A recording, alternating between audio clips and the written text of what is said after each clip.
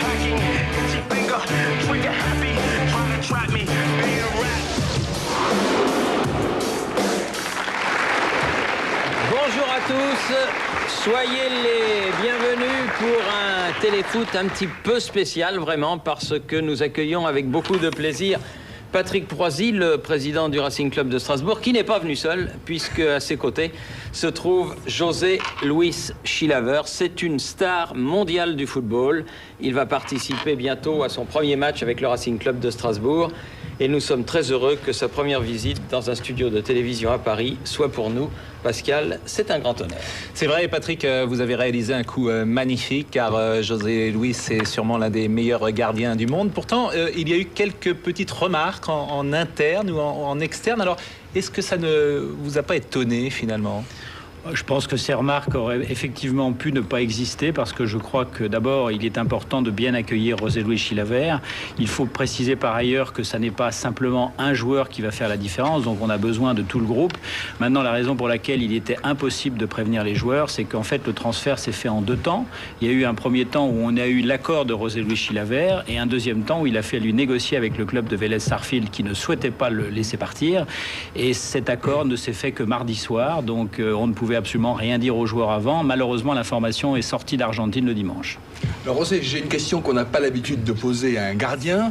Combien de buts avez-vous marqué depuis le début de votre carrière? 40, 50, 60? On a tout lu.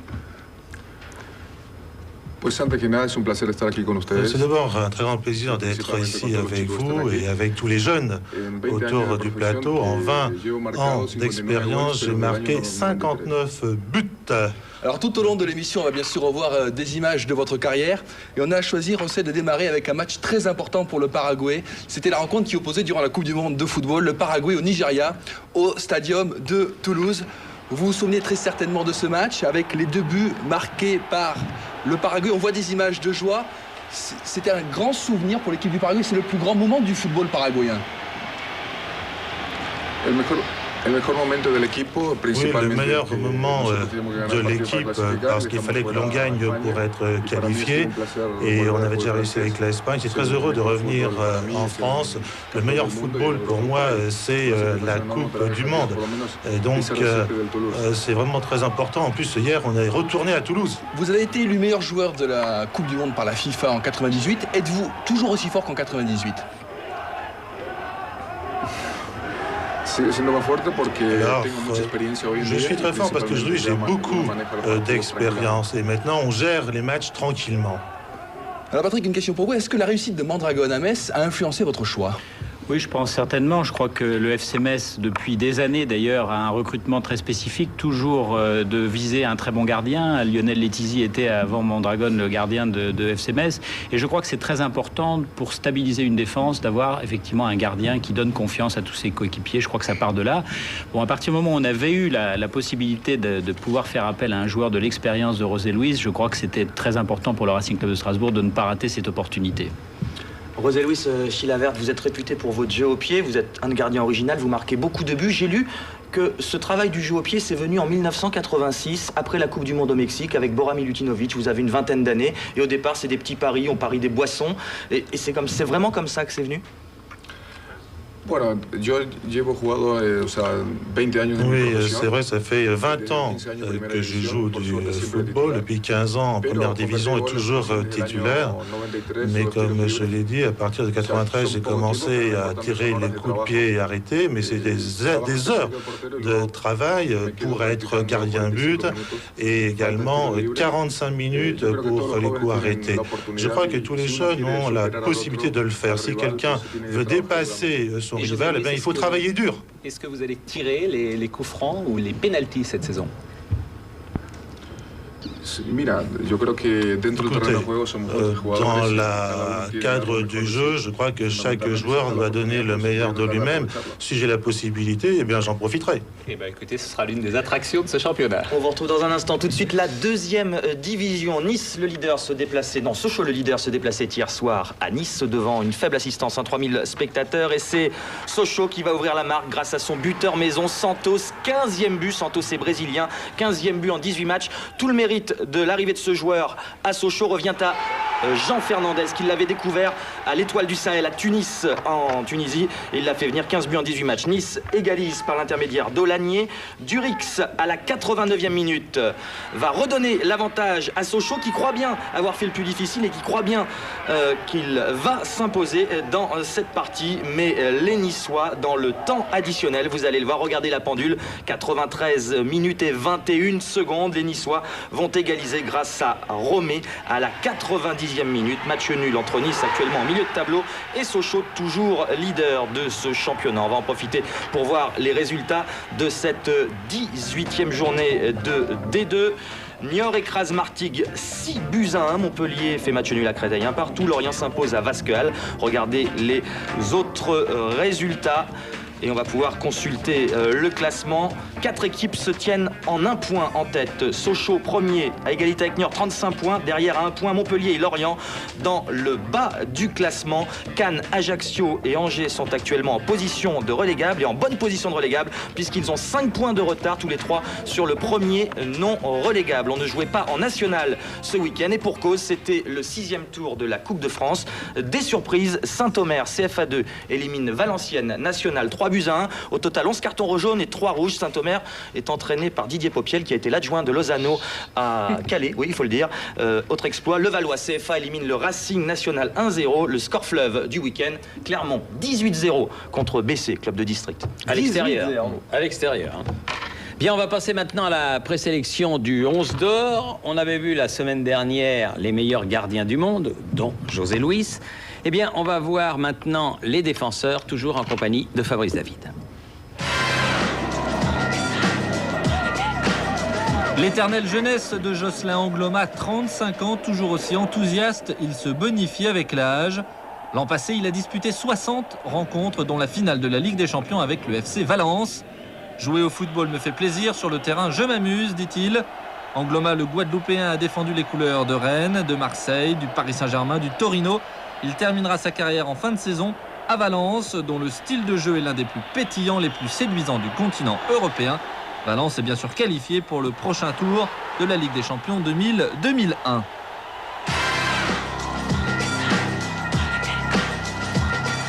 À 34 ans, Laurent Blanc est un redoutable buteur, à l'image de ce grand pont sur le gardien de Naples lors de la 2e journée du championnat italien. Blanc a d'ailleurs inscrit 3 buts la saison dernière sous le maillot de l'Inter de Milan. Désormais, il se consacre entièrement à son club. Il a mis fin à sa carrière internationale le 2 septembre, après 11 années en équipe de France, dont il fut l'un des piliers, respecté par les plus grands attaquants. 16 buts, dont le dernier contre le Danemark au premier tour de l'Euro. Et ce geste symbolique, la bise sur le crâne de Barthez, porte-bonheur des Bleus ces 2 dernières années. Vicente Lizarazu, comme tous les grands défenseurs, il s'est aussi marqué des buts.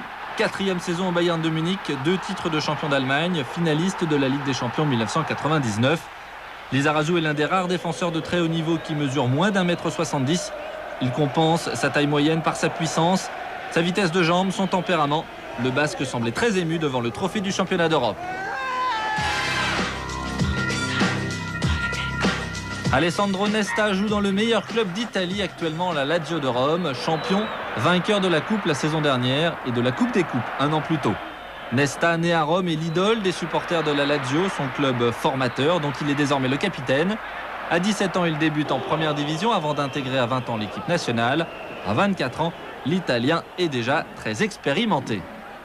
Vous venez de voir notre sélection des meilleurs défenseurs. Pour voter, vous pouvez soit jouer sur votre Minitel 3615 TF1 ou sur internet www.tf1.fr, soit en utilisant le bulletin de participation que vous trouverez dans 11 mondial, ou sur papier libre à l'adresse suivante, 11 d'or 10 587 Marigny-le-Châtel-Cedex. Il s'agit évidemment de l'élection du meilleur joueur évoluant en Europe. J'avais pris un petit peu d'avance avec José Luis. Il l'aura peut-être l'année prochaine. Pour cette année, ce sera un petit peu difficile. José Luis, je ne vais pas vous demander quel est à votre avis le meilleur défenseur au monde, mais quand même, vous devez savoir, vous devez avoir une idée. Quel est le meilleur gardien de but au monde aujourd'hui? Bueno, sí, lo importante es que C'est vrai qu'il y a de très bons goals de par le monde. Je crois que Schmeichel, Barthez, ce sont des gardiens expérimentés, ce sont des collègues qui ont beaucoup de prestige. Je crois qu'ils ont raflé tous les prix dont on peut rêver. Mais je crois que Barthez dépasse Schmeichel parce qu'il a une meilleure technique et surtout, il sort très bien au-delà des 16 mètres. Yves Marchand a quitté la présidence de l'Olympique de Marseille cette semaine. Le club traverse une crise. Pierre Perronnet. Il faut voir dans le départ précipité d'Yves Marchand la conjonction de 3 facteurs. La persistance de résultats sportifs décevants, l'ambiance délétère due notamment à la contestation interne et l'approche des élections municipales. Car si l'OM est un facteur de paix sociale quand il gagne, il est une contre-publicité électorale quand tout va mal. Alors, en exigeant le 28 octobre dernier une reprise en main de la part de Robert Louis Dreyfus, le sénateur-maire Jean-Claude Gaudin a condamné Marchand. Monsieur Marchand est une personnalité hautement respectable. C'est un chef d'entreprise qui, dans le domaine de la vie économique, a connu beaucoup de succès. Mais l'Olympique de Marseille, ça n'est pas une entreprise comme les autres. Et depuis 2 ans, il y a de nombreuses difficultés à l'intérieur de l'Olympique de Marseille.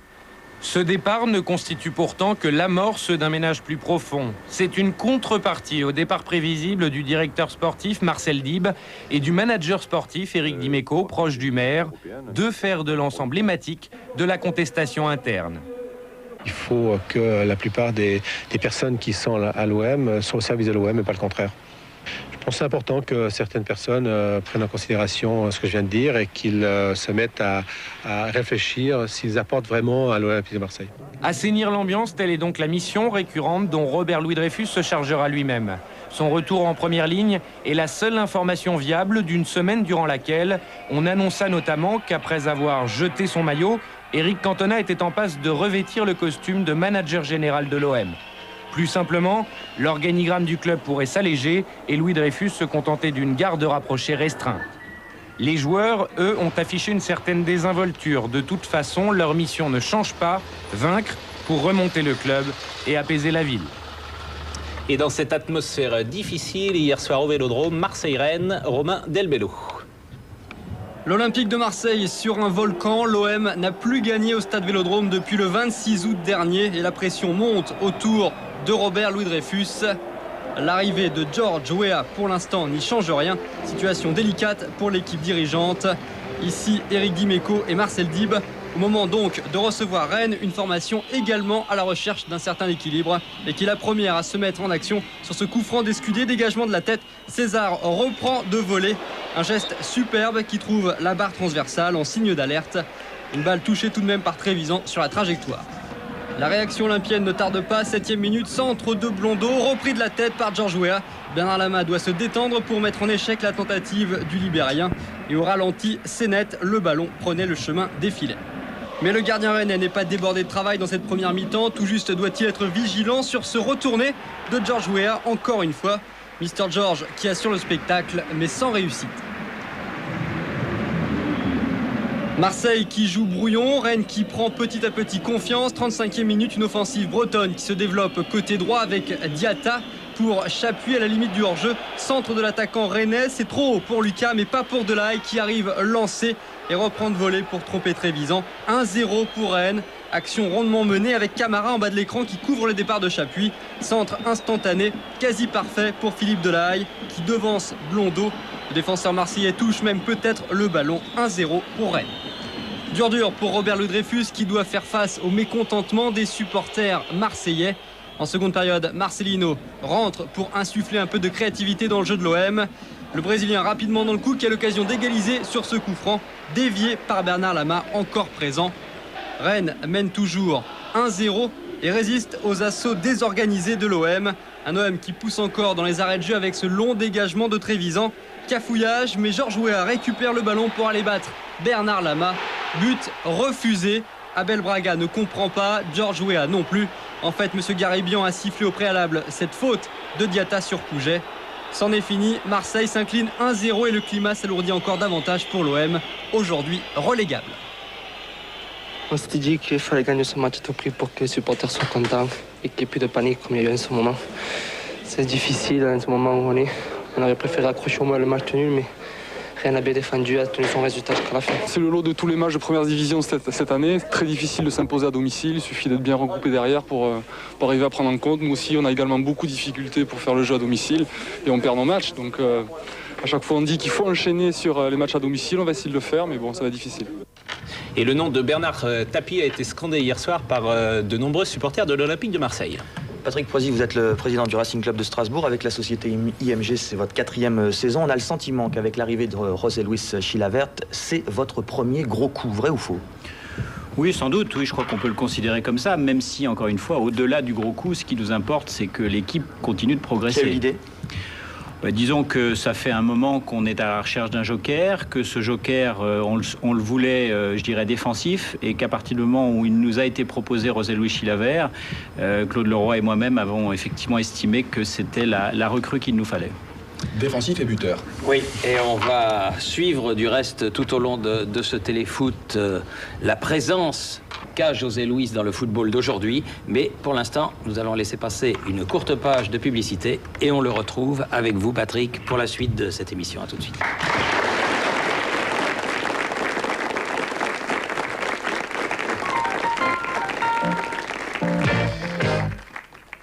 Téléfoot avec Caradisiac.com, véhicule d'occasion sur Internet. Gamin du Football Club de Villepreux, José Luis Chilavert et Patrick Proisy sont toujours avec nous pour la deuxième partie de ce téléfoot où nous allons attaquer la 14e journée du championnat de première division avec une rencontre entre Européens, des Européens qui jouent leur avenir mardi en Ligue des Champions. C'est-à-dire Monaco et Lyon. Oui, Monaco contre les Rangers et Lyon contre l'Olympiakos. Et avant la rencontre, Lyon avait 3 points de retard sur Monaco et c'est les Lyonnais qui ont réalisé un bon coup au stade Louis II, une bonne opération, puisqu'ils l'ont emporté 2-0. On va donc voir les buts de cette rencontre avec dès la 5e minute de jeu, un débordement de Vikash Dorasso.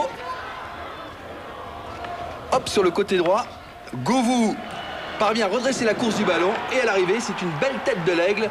Lyon mène 1-0. L'équipe de Jacques Santini semble trouver la bonne carburation depuis quelque temps. Elle progresse à chaque rencontre. Porato battu. Belle tête de l'aigle. Dans la minute qui suit, une réaction monégasque, une réaction très très belle avec Ludovic Giuli sur le côté droit. Un centre. Et regardez le geste technique de Marco Simone. Une Madjer, a-t-on l'habitude de dire, sur ce genre de geste qui termine sur le poteau. Un coup franc maintenant pour l'OL, tiré par Serge Blanc. Et Porato qui dévie, toujours 1-0 donc pour l'OL. Un nouveau coup franc cette fois pour les Monégasques, tiré par Shabani Nonda et coupé, parvient à capter le ballon.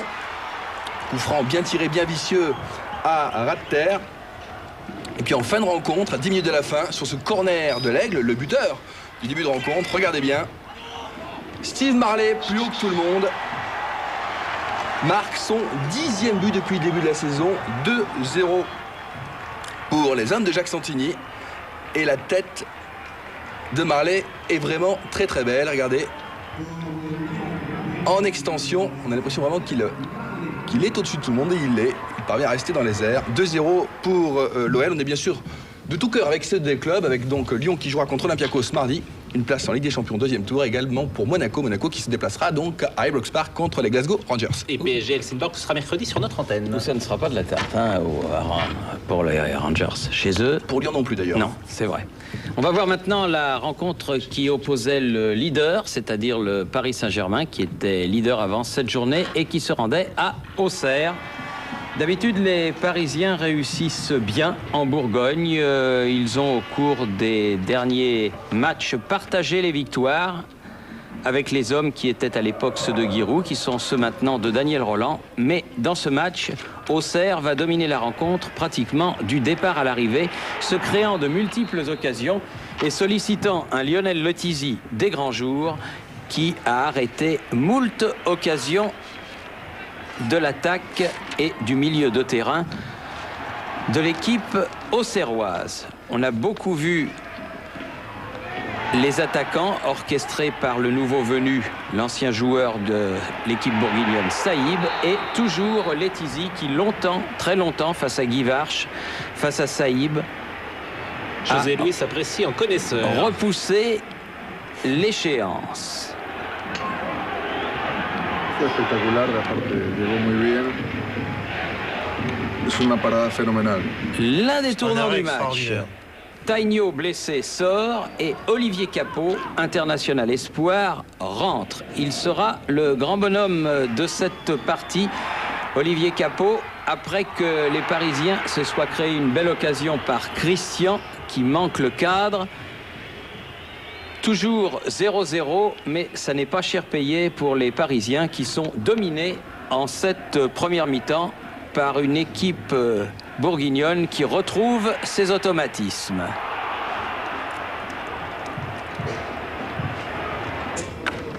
Mi-temps 0-0 grâce à Letizy, pourrait-on dire. Les Parisiens ne se sont pratiquement pas créés de véritables occasions, hormis celle de Christian. Et encore une fois, en début de deuxième période, Letizy s'impose avec succès face à Fadiga. On se dit que finalement, grâce à leur gardien, les Parisiens vont peut-être obtenir le nul. Mais sur ce corner de Saïb, comme à l'entraînement, Olivier Capot, libre de tout marquage, réussit le premier but. On est à l'heure de jeu. Et la faute défensive parisienne est conséquente puisque le score est ouvert et que ça n'est que justice. Anelka se créera bien quelques occasions, mais Cole sera là, vigilant, et Reyes, le Chilien, sauvera de belles occasions par de superbes gestes défensifs. Toujours 1-0 pour les partenaires de Moussa Saïb. Saïb que l'on verra beaucoup, comme Guy Varche. Mais le score ne changera pas et la marque restera ce qu'elle était au début de la deuxième période, c'est-à-dire 1-0 en faveur d'Auxerre. Auxerre qui avait énormément besoin de points et le Paris Saint-Germain qui vient de perdre, mais il ne le sait pas encore, sa place de leader. Ouais, et paradoxalement, le PSG vient de perdre 2 matchs d'affilée en championnat alors qu'ils ont assuré leur qualification pour la deuxième phase en Ligue des Champions. Bordeaux actuellement 6e recevait hier soir Lille actuellement 2e. Bordeaux peine à s'imposer à domicile, une seule victoire en 6 matchs disputés alors que Lille excelle depuis le début de saison. Et à ce niveau de la compétition, à ce stade de la compétition, on ne peut plus parler de surprise. Centre de Zerzowski, reprise de Boutoil juste dessus, on joue depuis moins de 10 minutes et la première occasion de cette partie est lilloise. Bordeaux qui doit attendre la 34e minute pour se créer la première véritable occasion avec un ballon de Paoletta au départ. C'est Batles qui avait récupéré un ballon de Paoletta pour l'Asland.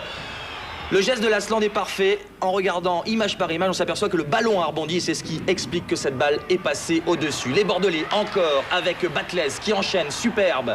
Et ça passe à côté du but de Vimbé, ça passe de très peu à côté du but de Vimbé. 0-0 toujours, on approche de la mi-temps. Coup franc pour Bordeaux. Paoletta, ça passe sous le mur et superbe réflexe de Vimbé qui était pris à contre-pied.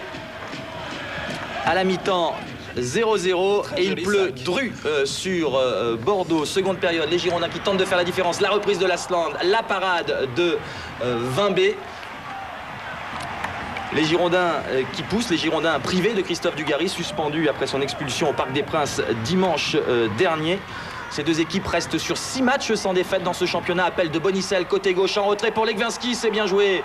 Et superbe réflexe de Vimbé, auteur hier soir d'un match remarquable. Grégory Vimbé, regardez. Alors que Legwinski avait choisi le petit côté. On joue la 83e minute. Jérôme Bonicel, qui avait déjà reçu un carton jaune, est expulsé pour cette faute peu évidente sur Agasson, sur Bakary. Et Bonicel explose.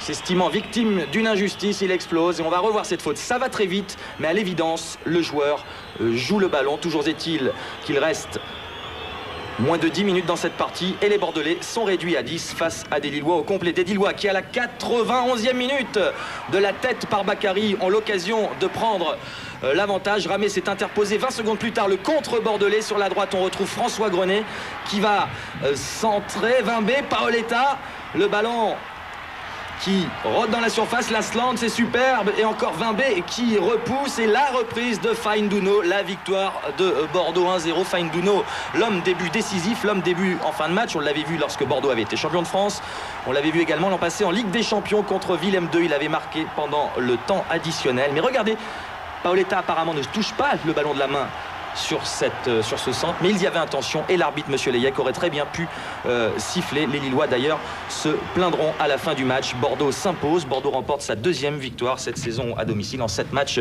disputés. À propos de Bordeaux, Christophe Dugarry, donc expulsé la semaine dernière, s'est confié cette semaine à notre confrère Pierre Ménès de l'équipe, faisant part de son ras-le-bol d'être sifflé sur les terrains. Christophe Roux l'a interviewé hier soir, écoutez-le, il dément toute velléité de départ de France. Et je crois que siffler Christophe Dugarry, ça doit pas être une mode. Je pense que malheureusement c'est la chose que c'est devenu. Je pense que quand on vient au stade et qu'on voit des gens siffler un joueur et que plusieurs personnes le font, on trouve ça bien. Donc j'ai l'impression que c'est plus devenu une mode qu'autre chose. Donc j'ai voulu tout simplement dire ça suffit. Maintenant, malheureusement, plusieurs autres personnes se sont empressées et se sont servis de la chose pour dire de suite que j'allais quitter la France.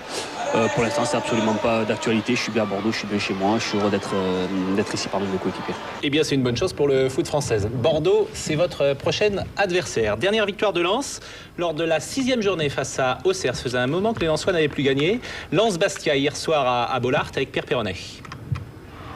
Nombreux points communs entre Lens et Bastia, notamment celui d'avoir été leader et d'avoir depuis baissé la tête. Les deux équipes n'ont pas gagné depuis plus d'un mois. 40 000 spectateurs à Bollaert et première occasion pour Fuertes qui bute sur Éric Durand.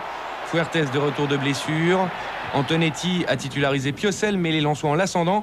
Le coup franc, Diouf à bout portant qui laisse échapper ce ballon. Première colère de Courbis et réaction bastiaise avec Ney le long de la touche. Ney qui lève la tête, centre en retrait pour Lachuer, la frappe bloquée sans problème par Varmus. Bastia n'a pas marqué le moindre but depuis 3 matchs, 0-0 à la mi-temps. Seconde période avec un coup franc bien placé pour les Corses. Zwierzeski frappe et c'est la transversale qui repousse. Varmus n'avait pas bougé et c'est peut-être le tournant de ce match fort attrayant. Ballon renvoyé par la défense corse. Le jeune Essien entré à la mi-temps dégage en catastrophe. Directement sur Roll. Sibierski. Fuertes. C'est l'ouverture du score à la 74e minute. Une transversale et une erreur individuelle. Bastia traîne la guigne. 3e but de la saison pour Fuertes, blessé depuis septembre dernier. Un but qui débloque les situations. Centre à destination de Diouf, bousculé par Souma. Monsieur l'Ermite accorde un pénalty. Diouf souffre d'ailleurs d'une petite entorse. Sibierski pour le tirer, repoussé par Durand, et Moreira qui vient d'entrer en jeu quasiment pousse le ballon au fond. 2-0 à moins de 10 minutes du coup de sifflet final. Soulagement pour Dumas et Courbis qui a remplacé Diouf, blessé par Sacco. Premier ballon, accélération, il passe Souma et avec l'aide de Mendy, il inscrit le 3e but en soi. La défense bastiaise dépassée, elle qui tenait bien lors des derniers matchs à l'extérieur. Une pensée pour la dernière née de la famille Sacco. Et un moment de déconcentration qui bénéficie à Ney. Tentative de lob et Varmus qui dévie. Ney n'a pas marqué depuis 5 journées. Et Lens, invaincu à domicile, se dirige vers une nouvelle victoire à laquelle Lamine Sacco, encore lui, donne un peu plus d'ampleur en inscrivant un 4e but à la dernière minute. Coaching remarquable de Roland Courbis car Moreira et Sacco ont marqué quelques minutes seulement après leur entrée en jeu. Le score est sévère pour les Corses. Les 4 buts ont été inscrits en un quart d'heure. Cette victoire redonne des couleurs et des ambitions aux Lensois. Et nous allons maintenant parler de Nantes-Metz. C'est l'occasion d'évoquer Mondragon, le gardien du SMS. José Luis, vous le connaissez sans doute. Qu'est-ce que vous pensez de lui ? C'est un très grand gardien et je pense que c'est un des meilleurs goals du football français. Oui, et il fait un malheur vraiment depuis le début de saison. Il a été très très bon à Metz. Et hier soir, au stade de la Barre-aux-Beaujoire, ce n'était pas les 400 coups d'Antoine Douanel, c'était les 400 matchs de Joël Muller. 400 matchs sur le banc, à coacher, entraîner, sélectionner cette équipe de Metz qui exceptionnellement hier jouait en bleu marine. Et ce sont les Nantais en jaune qui font la différence avec Olembe. 1-2 avec Moldovan. Olembe dans la surface de réparation et une bonne frappe à la suite de ce beau mouvement. Nantes a dominé la première période. Nantes, le voici, Mondragon. Nantes a été très bon dans son registre habituel. Corner de Ziani et tête d'Armand. But.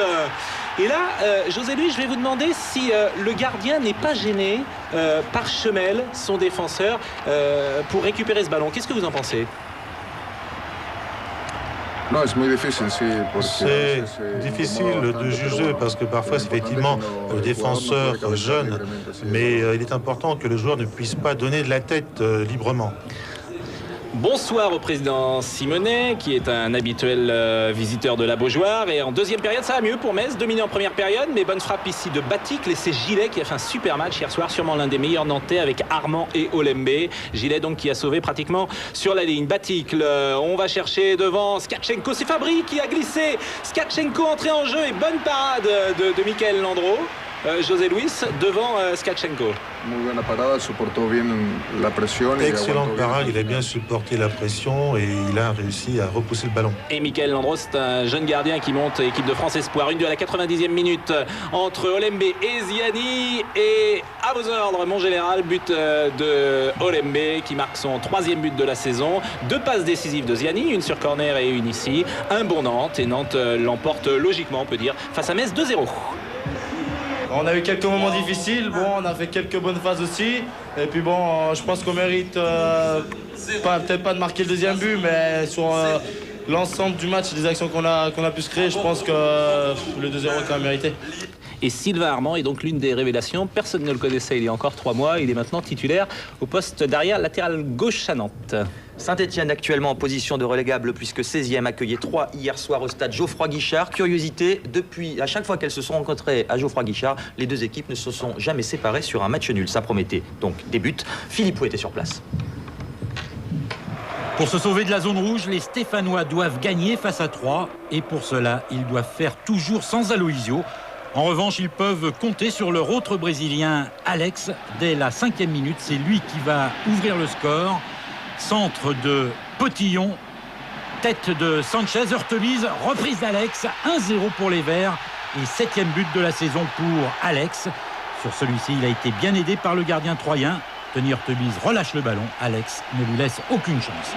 17e minute, corner de Pedron, Hurtebise écarte, reprise d'Alex, le ballon ressort des buts. Comment?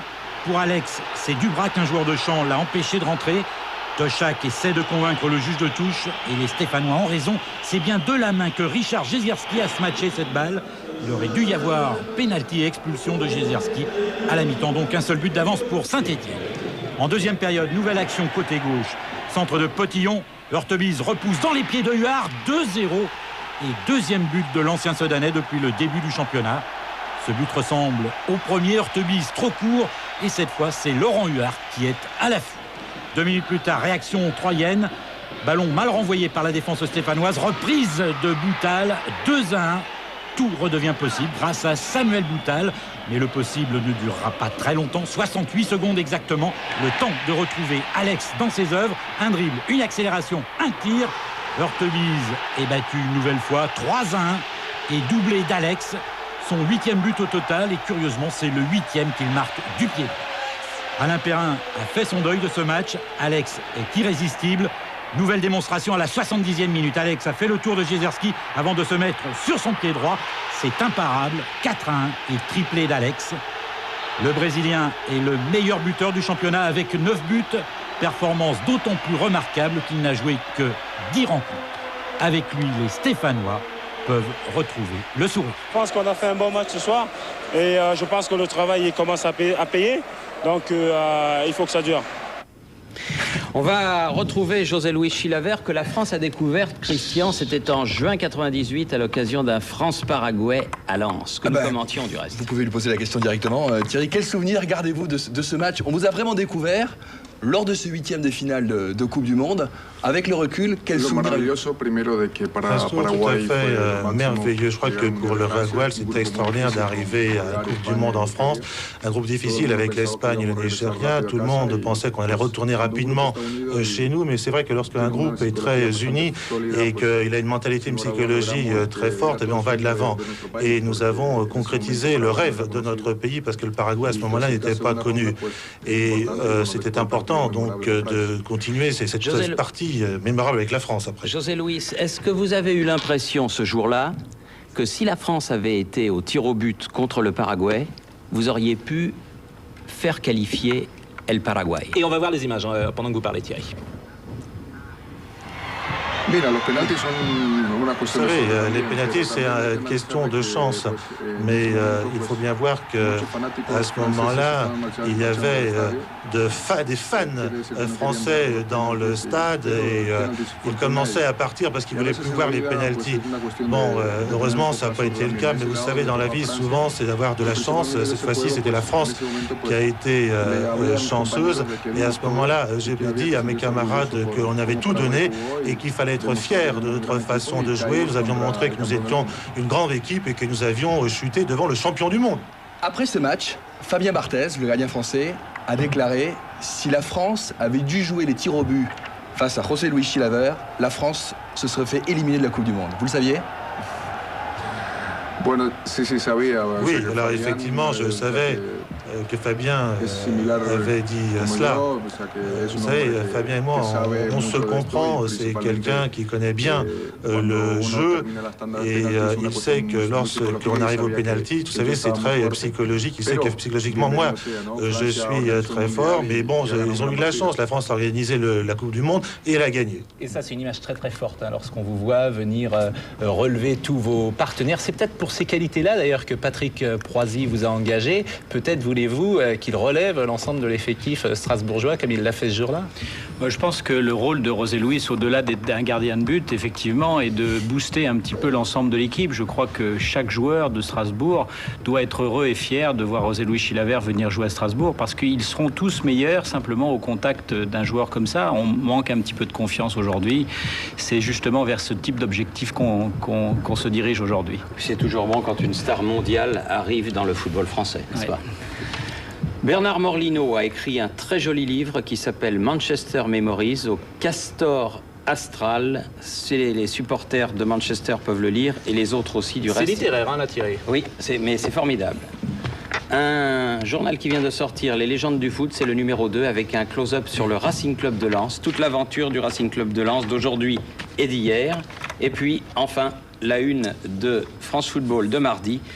Le plan pour le football français d'Aimé Jacquet, c'est passionnant. Page de pub et on retrouve José Luis Chilavert et la suite du championnat, c'est après cette pub. Téléfoot avec Caradisia.com, véhicule d'occasion sur Internet.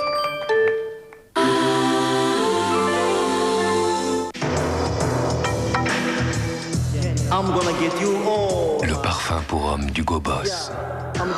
Boss, l'esprit d'Hugo Boss. Avancé, révolutionnaire, high-tech. Et encore, ce n'est que la bouteille. Tout nouveau shampoing antipelliculaire Head & Shoulders. Allô, allô.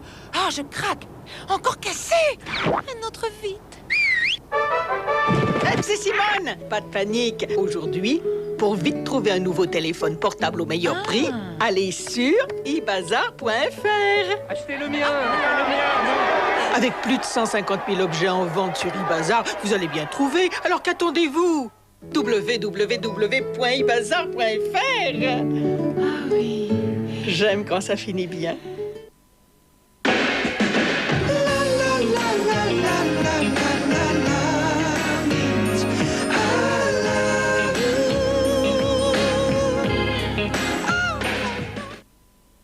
Hantise, le thriller aux effets spéciaux effrayants par le réalisateur de Speed, Liam Neeson, Catherine Zeta-Jones. José Luis Chilavert est notre invité, Christian, et le moins que l'on puisse dire, c'est qu'il a une forte personnalité. Ah oui, ça c'est clair, on peut le constater d'ailleurs en plateau. Et si José Luis Chilavert n'a pas joué avec Strasbourg à Toulouse hier soir, c'est tout simplement parce qu'il a été expulsé lors de la rencontre Vélez-Sarsfield-Boca Juniors. Alors on va voir les images de cette rencontre et on va vous demander, José Luis, la version des faits. Il y a un premier incident avec Palermo sur cette action et ensuite vous allez vous faire expulser à la suite d'un coup franc. On revoit donc cette première altercation. Que s'est-il vraiment passé en fait? Ce qui s'est passé, c'est que les gens de Boca Juniors sont très contre moi parce que j'avais déjà marqué 5 buts. Et là, il y a eu une faute et à ce moment-là, le joueur de Boca vient et m'en met une. Et je dirais que l'expulsion a été très juste, mais moi j'ai 3 matchs de suspension et à lui un seul. Je crois qu'on a un peu une discrimination entre le Paraguay et l'Argentine là. Alors Patrick, justement, pensez-vous pouvoir faire réduire la sanction de José Luis? C'est important pour vous? Oui, José Luis Chilavert a écrit au président de la Fédération argentine pour demander l'indulgence de la commission de discipline. Celle-ci se réunit cette semaine à Buenos Aires et on a bon espoir que la suspension soit réduite pour qu'il puisse disputer son premier match sous les couleurs de Strasbourg à la Méno dimanche prochain. Et c'est pour cette raison donc que José Luis Chilavert ne jouait pas hier soir à Toulouse. Toulouse accueillait Strasbourg. Toulouse reste sur 5 matchs, 5 défaites d'affilée. Toulouse est 18e avec 6 points. Strasbourg 17e avec 11 points. C'était un peu le match de la peur. Fabrice David. Robert Nouzaré porte l'écharpe du TFC. Il reçoit Strasbourg et Claude Leroy, 2 entraîneurs dans la tourmente. C'est déjà un match pour le maintien entre les 2 derniers du classement. Une première attaque toulousaine. Nicolas Dieuze, centre, tête de Bonilla, réflexe de Debesse. Bonilla, meilleur buteur du TFC, 4 buts. Luyindula, Bellozo, contre-attaque alsacienne. Odar est sorti, Bellozo redresse son ballon sur l'extérieur du poteau. Les 2 équipes ne semblent pas paralysées par l'enjeu si important, mais les actions sont rares. Long ballon devant côté Toulouse. Sortie de Debesse qui bascule par-dessus Deveau. Le jeu continue, tir de Lièvre et Bertin repousse en corner. Debesse, impeccable jusque-là, qui sera bientôt remplacé par Chilavert, chute lourdement. Sonné, il se relève au bout de 5 minutes. Chilavert et Patrick Proisy sont donc en tribune, mi-temps 0-0. Deuxième période, Bonilla très percutant. Un centre pour Lièvre tout seul au-dessus. Énorme occasion. Beaucoup de maladresse. Lièvre rate un but tout fait. Rouvière perd le ballon dans son propre camp. Martins tente un lob sur Odar. Claquette de Fabien Odar, préféré à Christophe Revaux. Et toujours 0-0, 3 minutes dans le temps supplémentaire. As. Un centre pour Luyindula à bout portant. Une frappe trop molle. Et là encore le manque de confiance. 2 équipes en plein doute. Un match de qualité médiocre et score final 0-0. 1 point en 6 matchs pour le TFC dont les espoirs s'amenuisent encore plus. Patrick Proisy, on dit que José Luis Chilavert est une star. Le dire, c'est une chose, mais je crois que vous avez quelques éléments d'Argentine. Vous n'y êtes pas allé, hein. C'est Omar Da Fonseca qui est dans notre studio aujourd'hui qui a conclu ce transfert. Il paraît qu'on pleurait en Argentine quand José Luis est parti. C'est un phénomène qui a quitté l'Amérique du Sud. En fait, comme je l'ai déjà dit, en fait, le transfert s'est fait en 2 étapes. La première étape était pour José Luis d'annoncer son départ de Vélez Sarsfield et il l'a fait à l'occasion de l'Assemblée générale du club le dimanche devant 3000 socios. Et je crois que beaucoup de socios avaient les larmes aux yeux. Et quand il est parti de Buenos Aires à l'aéroport, il y avait également beaucoup de drapeaux qui se sont agités. Je crois que le départ de Chilavert a été durement ressenti par les supporters de Vélez. Patrick, on parle de Claude Leroy. Dans votre position, beaucoup de présidents seraient séparés de leur entraîneur. Vous avez gardé Claude Leroy.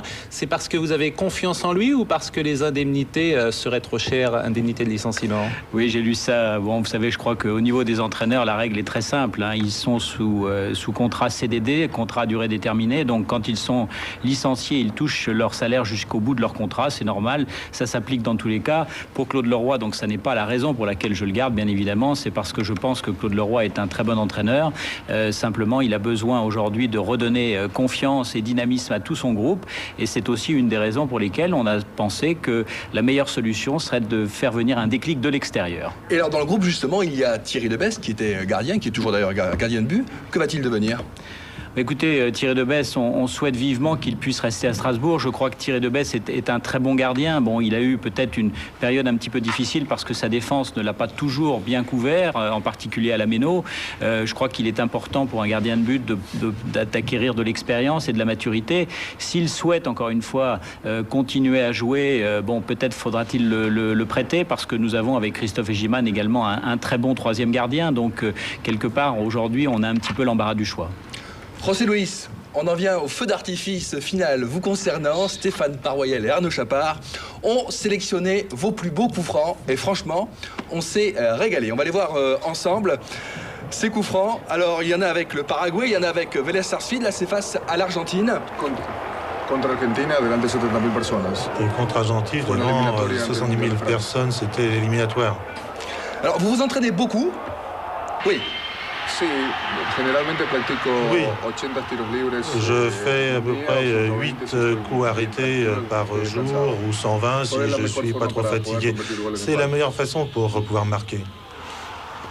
Celui-là est absolument splendide, il est plein de lucarne.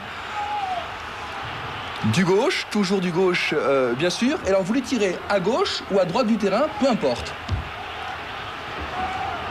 Vous n'êtes pas gêné alors que vous êtes gaucher. J'ai pas de problème, je peux marquer la droite ou la gauche. Ce qui est important, c'est qu'il faut avoir confiance. Ça, c'est le dernier contre la Colombie lors des éliminatoires à Bogota. Et Stéphane et Arnaud en ont sélectionné un autre, puisque celui-là, il est un petit peu différent. Vous l'avez joué différemment. On s'attendait à une frappe dans la lucarne. Eh ben non, indirect. Voilà, là la défense était prise, oui. Ce qui est important, c'est que les équipiers sachent où va le ballon pour qu'ils puissent faire une tête. Alors pour ce qui est du Racing, je dois vous dire que je suis très heureux de la réaction des fans de Strasbourg et je suis convaincu que nous avons des joueurs de grande qualité, qu'on ira de l'avant et que je crois que si les gens nous appuient, eh bien ça marchera. Mais vous avez envie de tirer les coups francs. Et nous aussi, on a envie de vous voir. Pour le spectacle. Bueno, llevo marcado 59 goles. Écoutez, j'ai déjà marqué 59 buts, donc je serais enchanté de marquer le 60e devant les fans du Racing, ce serait génial. José Luis, avant de venir en France, est-ce que vous connaissiez la ville de Sedan? Te soy sincero. Oui. Non. Non. Pour répondre franchement, non. Sedan, c'est actuellement la ville qui est en tête, l'équipe qui est en tête du championnat de France, 7e la saison dernière. C'est l'information, on peut le dire, hein, de ce début de championnat. Sedan, hier soir, était en visite à Guingamp. Guillaume Priou. Guingamp-Sedan, sommet surprise de cette 14e journée. Sedan 3e, invaincu depuis 6 rencontres. Quant aux Bretons, ils sont 5e et restent sur 8 matchs sans défaite. Au stade du Roux-du-Roux, première attaque pour les Ardennais avec Seldran dans la surface. Frappe et parade de Loussoirne. On jouait la 7e minute. Le dribble de Philippe Seldran, l'ancien joueur de Valence, mais Loussoirne repousse du pied. 24e minute, réponse des Guingampais, coup franc Carnot, reprise de Fiorez, repoussée par Sachi.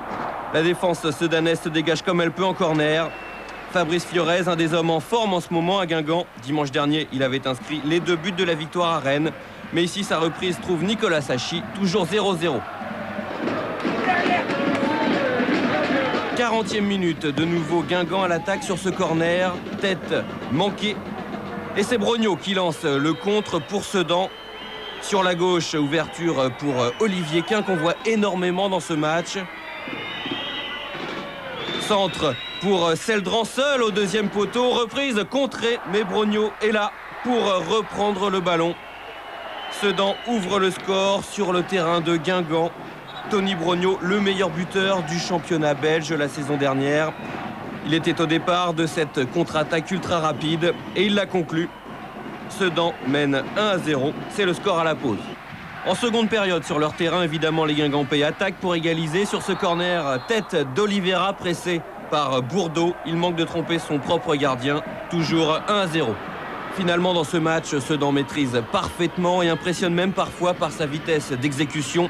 77e minute, Olivier Quin au départ. Comme sur le premier but, le ballon passe par l'aile gauche avec Frétard. Et la reprise de Brognaud. 2e but dans ce match pour Sedan et doublé de Tony Brognaud. 6e but de la saison pour l'attaquant belge. Un plat du pied parfait. 2-0, les Bretons menés à domicile, 8 matchs sans défaite, mais ce soir ils ne peuvent rien devant la vitesse de Sedan. 88e minute, on retrouve Olivier Quin sur la gauche.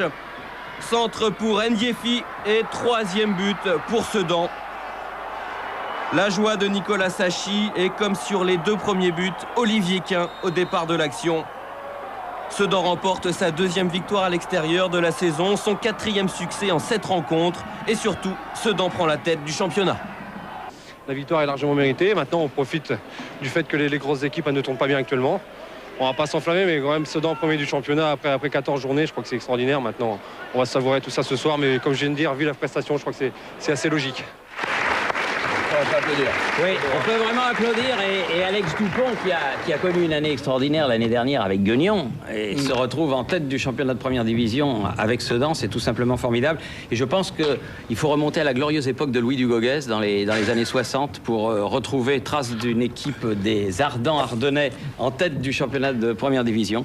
C'est bien, bravo. Nicolas Sachi est bon en télévision et très bon dans les buts. Et c'est notre consultant. Et depuis qu'ils ont leur nouveau stade, ils ne perdent plus. Je crois qu'il est bien fatigué ce matin après avoir fêté cette première place passe hier soir. Sedan leader, nous ne sommes pas le 1er avril. C'est la réalité. Après 14 journées de championnat, on ne peut plus parler de surprise. Un coup d'œil tout de suite sur le classement. Sedan premier. Avant, on revoit les résultats que vous venez tous de voir en images. On enchaîne avec le classement. Donc, Sedan premier, 1 point devant le PSG, 2 points devant Bordeaux, qui n'a jamais été aussi bien classé cette saison. Entre Nantes, actuellement 5e, et Saint-Etienne, 15e. Seulement 4 points d'écart. Tout peut aller très vite dans ce championnat. OM, Strasbourg et Toulouse actuellement en position de relégable. Dur pour Toulouse à 10 points du premier non relégable. Prochaine journée de championnat à suivre. Un certain Sedan Marseille. Un mot, Thierry Henry a encore marqué, ça devient une habitude. Oui. Les Rangers vont mieux, ils allaient mal. Ils ont gagné 7-1 hier. Monaco, je vous le rappelle, tout comme Lyon d'ailleurs, devra gagner en Ligue des Champions mardi pour se qualifier. Et le Bayern et Sagnol ont gagné 6-2. Contre Borussia Dortmund. Voilà. José Luis, vous avez donc fait la connaissance de vos coéquipiers à Strasbourg, où la situation, il ne faut pas se voiler la face, est très grave. C'est une situation difficile, on vient de voir le classement. Qu'est-ce que vous envisagez pour un avenir proche entre vous, vos coéquipiers et l'équipe? Esto es sencillo, o sea que Écoutez, c'est assez simple, une équipe de foot, c'est comme une famille. Si dans la famille, le père apporte une bonne éducation à ses enfants, tout se passe bien. Donc les relations entre coéquipiers doivent être très bonnes. Et d'autre part, j'ai une référence très importante, donc Martine. Vous savez, la majorité, ce sont très jeunes, ils vont monter en puissance, il faut créer une famille solide, un groupe très uni, il faut qu'on ait une mentalité très positive. Et dans le groupe, qu'est-ce qu'il faut d'autre? Eh bien, il faut des cadres, des joueurs, des entraîneurs et des fans. Ça, c'est la famille du Racing et c'est pas uniquement Chilavert. Et Chilavert ne sera pas le seul à être en vue dans cette équipe de Strasbourg. Il faut que l'équipe de Strasbourg, d'abord, gagne un match pour pouvoir repartir. Écoutez, moi, je crois que le plus important, c'est que d'ici décembre, il faut que Strasbourg match, ça c'est fondamental. Et notamment, lorsqu'on va jouer à l'extérieur, il faut avoir cette approche tout à fait positive. Il faut aller chercher la victoire, et parce qu'on a beaucoup de joueurs de très bonne qualité, on peut gagner à l'extérieur. Patrick, on va vous remercier d'être venu. Vous êtes à Strasbourg depuis de nombreuses années maintenant. On dit parfois que c'est plus difficile d'y réussir qu'ailleurs. C'est vrai ? Je dirais que les statistiques le prouvent, mais je pense que c'est aussi un challenge très intéressant de montrer justement aux Strasbourgeois que non seulement on est prêt à faire des sacrifices importants pour bâtir ce club, et je dirais que ce qui nous manque aujourd'hui, c'est la réussite sportive, parce que pour le reste, je crois qu'on a déjà fait de très belles choses. Alors vivement, effectivement, quelques victoires pour redonner l'espoir et la fierté aux Alsaciens. En tout cas, super pour le championnat de France. Wea, il y a 10 jours, José Luis Chilavert, maintenant c'est super. Benvenido, José Luis. Buena suerte. Bonne chance. Buena suerte. Muchas gracias a ustedes por haberme dado la oportunidad de estar aquí. De m'avoir donné la possibilité d'être ici dans le cadre d'un programme aussi bon. Merci beaucoup, José Luis, et tous nos voeux vraiment vous accompagnent parce qu'il faudra avoir le moral, et je sais que vous l'avez. Il y aura du football mercredi sur TF1. C'est la rencontre Helsingborg-Paris Saint-Germain. Le PSG, c'est vrai, est déjà qualifié. Mais il y aura un duplex avec tous les gros matchs de la soirée. Oui, multiplex avec tous les gros matchs de la soirée. Et on suivra ce qui se passe sur tous les terrains d'Europe. Et on reviendra bien sûr sur, nous l'espérons, les qualifications de Monaco et de Lyon. Le Barça et la Juve sont notamment en danger. Exactement. Donc, passez une bonne semaine. Soyez bien à l'écoute de ce milieu de semaine européen. Et puis, dimanche prochain, pour un autre téléfoot. Merci, Patrick. Gracias, José Luis. Gracias. Retrouvez toute l'actualité du football sur tf1.fr.